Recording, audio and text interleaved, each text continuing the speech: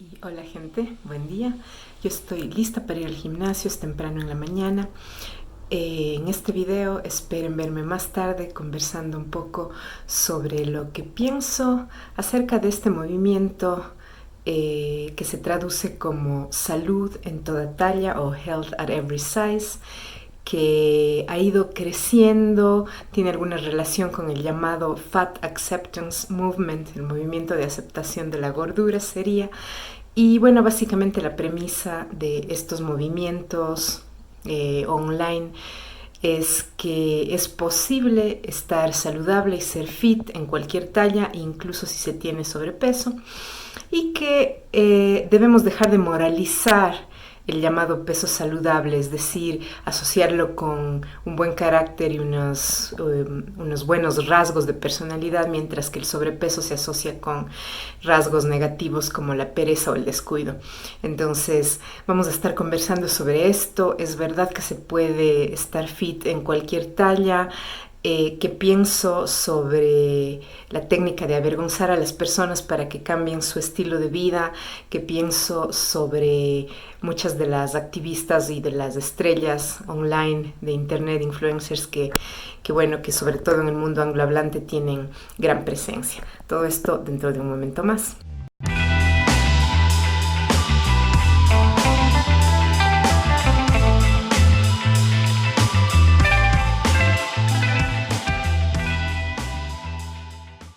Y bueno, gente, estoy llegando ya al final de mi día.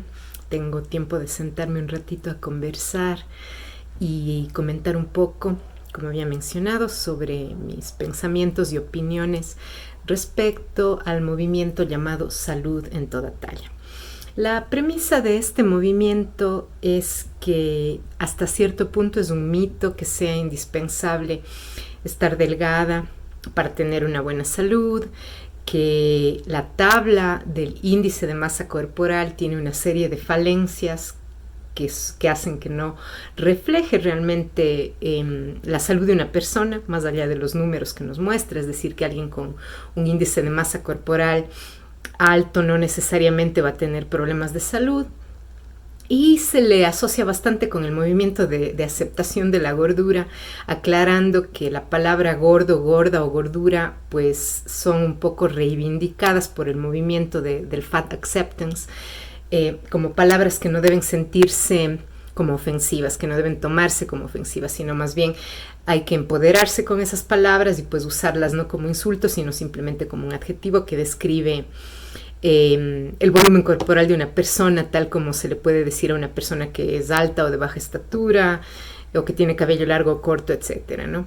Entonces, a mí me parece que desde un punto de vista político, social e incluso estético y por supuesto psicológico y emocional, estos movimientos tienen pues mucho que ofrecer en el sentido de que promulgan la idea de que no es necesario tener un cuerpo perfecto para sentirse bien y para quererse, para tener amor propio. Y yo estoy absolutamente de acuerdo con eso. Creo que evidentemente ha sido un problema grave en nuestro tiempo, probablemente mucho más desde que hay medios de comunicación masivos, la idea de que la perfección corporal, estética, física es necesaria para ser feliz. Esto sobre todo para las mujeres. Por supuesto que también hay presión social sobre cómo deben verse los varones, pero en el caso del cuerpo de las mujeres pues es una presión que puede resultar en problemas graves como los desórdenes alimenticios, anorexia nervosa, bulimia. Y claro que estos son desórdenes que también pueden afectar a varones, pero afectan en una mucho mayor proporción a las mujeres. Y desde ese punto de vista, creo yo que nadie puede estar en desacuerdo respecto a la premisa de que independientemente de nuestra apariencia, todos merecemos respeto, consideración, todos tenemos dignidad y esa dignidad tiene que ser respetada y todas y todos tenemos derecho a querernos muchísimo independientemente de nuestra apariencia. Eso es algo con lo que no se puede estar en desacuerdo y por supuesto que yo lo comparto. Creo que además la cuestión estética es algo que puede variar mucho entre la perspectiva y opinión de una persona a otra. Lo que a mí me parece agradable le puede parecer desagradable a otra persona y viceversa, y por lo tanto eso no tiene que tener una implicación moral y tampoco tiene que limitar la bondad con la que una persona se trata a sí misma. Por supuesto que no. Ahora, ¿qué pasa con la otra parte de la premisa, ¿no? Esta idea de que en toda talla es posible tener salud. Yo creo que esto sí tiene alguna medida de verdad, en el sentido de que no es indispensable estar exactamente en el peso que la tabla de índice de masa corporal nos dice que debemos estar para tener salud, porque los rangos varían y verdad es que la tabla no es absolutamente precisa. De hecho, hay personas que, como ustedes saben, la masa muscular pues pesa más que la masa adiposa. Puede haber personas como los fisicoculturistas y otros atletas que debido a su alta masa muscular tengan sobrepeso aparentemente, pero en realidad se trata de un sobrepeso que se muestra en la balanza por el peso de ese músculo. Entonces, si es que no hay un exceso de grasa, pues probablemente la persona no va a estar en un riesgo alto en lo que es su salud cardiovascular. Entonces, sí, es verdad que el índice de masa corporal es relativo y que puede haber personas que sin estar en las medidas ideales dentro de esa tabla, pues tengan salud o incluso mejor salud que el común de las personas. Pero en ambos extremos, en el peso demasiado bajo y en el peso demasiado alto, me parece a mí que nos encontramos ya con rangos en donde ya no es compatible en términos generales un riesgo bajo de problemas de salud con esos extremos de peso corporal en relación con el índice de masa corporal. Entonces, sí puede haber una persona que teniendo sobrepeso esté saludable, pero muy probablemente puede haber las personas que tengan ya no sobrepeso, sino obesidad y con mayor razón obesidad mórbida, pues difícil es que desde un punto de vista médico podamos decir que se trata de una persona saludable. Y si bien es posible también que una persona estando en lo que es ya el rango de la obesidad o de la obesidad mórbida no tenga en ese momento problemas de salud, a mediano y largo plazo es más difícil pensar que se va a mantener, ¿no? esa ausencia de problemas de salud, porque evidentemente cuando somos jóvenes pues todo es más fácil, todo en el cuerpo funciona mejor cuando uno tiene pues la juventud a su favor, y con mayor razón, según va aumentando nuestra edad, pues tenemos que aumentar también los cuidados que nos damos para poder proteger la salud. Otra cosa que se dice mucho dentro de lo que es el movimiento de salud en toda talla es que además el hecho de estar en un peso saludable no garantiza que se vaya a tener buena salud. Hay personas que teniendo un peso saludable sufren paros cardíacos, derrames cerebrales, cáncer, todas las enfermedades e incidentes de salud que pues pueden acortar la vida o empeorar la calidad de vida. Y claro, eso es verdad también, pero obviamente la prevención en salud no es garantía, pero sí es un conjunto de factores que hacen que los riesgos desciendan, que los riesgos bajen. Entonces, por supuesto que al comer saludable yo no estoy garantizando al 100% que no voy a sufrir un problema, una afección cardíaca o cerebrovascular, pero estoy disminuyendo el riesgo, así como aumento el riesgo de cáncer cuando fumo, pero hay fumadores que no llegan a tener cáncer, y así como hay personas que sin haber fumado llegan a tener cáncer de pulmón, es igual con la cuestión del sobrepeso, ¿no? Siempre va a haber personas que se encuentren fuera de la media y fuera de los indicadores estadísticos, porque los casos individuales y las poblaciones generales no son lo mismo, ¿no? Entonces, esas son las principales premisas de la idea del movimiento salud en toda talla y de la idea del movimiento de aceptación de la gordura. Entonces, recapitulando un poco mi opinión, pues creo que si bien dentro de cierto rango de fluctuación, tanto hacia el extremo bajo cuanto hacia el extremo alto del índice de masa corporal, es perfectamente cierto que se puede tener buena salud, sí empieza a haber un momento a ambos lados del espectro en donde cada vez es menor la posibilidad de mantener la buena salud, si es que nos alejamos mucho del rango de lo saludable, ¿no? Por una parte, eso creo yo que desde un punto de vista estadístico, vivencial, desde un punto de vista cuantitativo y cualitativo, pues tenemos bastante evidencia empírica para fundamentar la idea de que el peso demasiado bajo y el peso demasiado alto no son compatibles con la buena salud, en todo caso, no a largo plazo. Ahora, sobre la cuestión del movimiento de la aceptación de la gordura, este movimiento de fat acceptance, allí hay una serie de factores que ya no tienen tanto que ver con la parte de la salud y con la parte del bienestar físico, sino muchísimo que ver también con la cuestión cultural y la cuestión social. Una de las premisas dentro del movimiento Fat Acceptance es la idea de que existe una discriminación que todavía es aceptable contra las personas que tienen sobrepeso y obesidad, que si bien ya se ha superado en otras dimensiones, como puede ser la edad, la etnia, el género de una persona, ya no consideramos socialmente admisible la discriminación contra grupos minoritarios en esas dimensiones. Todavía es perfectamente aceptable socialmente discriminar a las personas que tienen sobrepeso. Y la idea que promueve este movimiento es pues pelear contra esa discriminación y hacer que poco a poco se vaya dando una aceptación cultural y social de las personas que tienen sobrepeso y obesidad, para evitar los prejuicios que les pueden afectar, para evitar su marginación, para evitar su exclusión. Por ejemplo, algo que ocurre, tal vez no es tan común en nuestro medio, pero más común en países industrializados como los Estados Unidos, es que muchas personas no caben en el asiento estándar del avión, por ejemplo, no necesitan un extensor del cinturón o necesitan comprar 2 asientos, por ejemplo.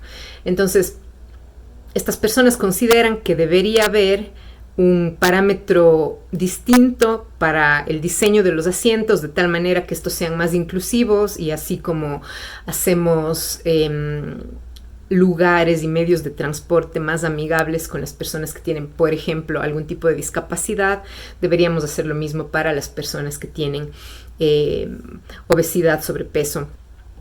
Y aquí pues hay un debate importante, ¿no? Porque muchas personas que son opositoras al movimiento de la aceptación de la gordura pues dicen: esto no es comparable con la discapacidad y no es comparable tampoco con dimensiones como la etnia o el género, o la orientación sexual, porque en esos casos pues no se trata de algo que hemos escogido, mientras que cuando hablamos del sobrepeso y de la obesidad se trata de la consecuencia de un estilo de vida que la persona ha escogido y que la persona puede haber evitado, o que en todo caso podría hacer algo para bajar de peso, para enflaquecer, para cambiar esa circunstancia, ¿no?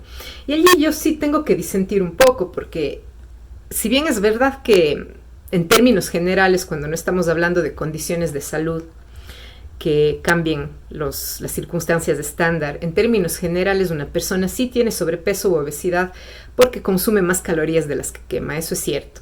Pero ¿por qué esa persona consume más calorías de las que quema? Esa es la pregunta clave, y eso puede deberse a muchos factores que están fuera del control de la persona: la educación nutricional, la posibilidad de acceder a alimentos más saludables que pueden ser más caros que los alimentos no saludables, está la posibilidad de acceder a algún tipo de infraestructura para hacer ejercicio, o en todo caso al tiempo para hacer ejercicio, ¿verdad? Es un lujo tener ese tiempo de ocio en el que podemos hacer ejercicio. Y yo sé que es cierto que la persona que quiere y tiene todo el empeño puede levantarse a la madrugada y hacer ejercicio, es verdad, pero no creo que podemos exigirles a todas las personas de la misma forma las mismas cosas. Tenemos que examinar las circunstancias, tanto sociales cuanto individuales, que limitan la posibilidad de que una persona escoja lo que puede hacer por su propio cuerpo y por su propia salud. No todo el mundo tiene la misma posibilidad de optar. Ese es mi punto, ¿no? En lo que no puedo coincidir mucho es en una dimensión tal vez un poco más extrema, quizás si cabe el término, del movimiento Fat Acceptance, en el que casi me parece que se llega al punto de promover la obesidad como si fuera algo óptimo. Se habla de estar en contra de toda forma de pérdida de peso intencional, porque toda forma de pérdida de peso intencional es contraproducente, insostenible y además opresiva sobre la propia persona. Se habla de quitar del panorama todos los esfuerzos que podemos hacer proactivamente por hacer un cambio en nuestro peso, en nuestra apariencia, incluso en la composición de nuestra dieta, ¿no? Se habla de no moralizar los alimentos, pero sin tratar de mantenernos en un equilibrio. Es decir, una persona en el extremo, ¿no?, del movimiento Fat Acceptance nos va a decir algo así como: come pizza siempre que quieras, porque intuitivamente, si es que tu cuerpo te dice que ahora es un buen momento para comer pizza, entonces hay que hacerle caso al cuerpo. Yo creo que sí, en algunos casos come pizza, ¿no? En algunos casos está bien, no tenemos que ponerle la etiqueta de mala o inmoral a la pizza, que es un alimento y que no tiene que tener una etiqueta moral. Pero por lo mismo, tampoco creo que ningún alimento tenga que llevar una etiqueta absoluta de bueno o malo, y por lo tanto tampoco quiere decir que siempre que yo quiera va a ser bueno para mí comer pizza. Creo que la posibilidad de tener una cierta intuición sobre las necesidades nutricionales del cuerpo viene luego de un proceso de formación y conocimiento. Yo intuyo más o menos lo que mi cuerpo necesita porque entiendo algo de nutrición. Sé, por ejemplo, que cuando termino una rutina de ejercicios fuerte es importante consumir carbohidratos y proteína y no tanto grasa. Puedo intuir, entre comillas, lo que debería consumir, pero eso viene luego de un proceso de conocimiento. Y mi último punto tiene que ver justamente con esto, y es esta idea que ciertamente tiene su contenido de realidad y su fundamento importante, que es la insostenibilidad de la pérdida de peso. Una de las razones por las que el movimiento Fat Acceptance y los movimientos contrarios a la llamada cultura de la dieta se oponen a la pérdida de peso intencional es porque nos dicen: a la larga vas a volver a subir de peso. Y yo he hablado de eso en otros videos en este canal y lo voy a enlazar aquí. He hablado de lo difícil que es mantener el peso que se pierde, de las adaptaciones metabólicas que ocurren cuando se pierde peso y que inciden en nuestras probabilidades de éxito de mantener la pérdida de peso, porque ciertamente cuando perdemos peso, nuestro cuerpo no quema la misma cantidad de calorías en descanso que quemaría una persona que naturalmente tiene ese mismo peso, quema menos calorías. Pero eso no quiere decir que sea imposible mantener la pérdida de peso intencional. Quiere decir que no va a ser fácil y que probablemente vamos a tener que hacer algo más que comer intuitivamente. Quiere decir que seguramente tendremos que hacer ejercicio de manera deliberada y con disciplina. Quiere decir que cada cierto tiempo tendremos que empezar a revisar cuántas calorías estamos comiendo. Quiere decir que sí, voy a tener que estar pensando en mi peso.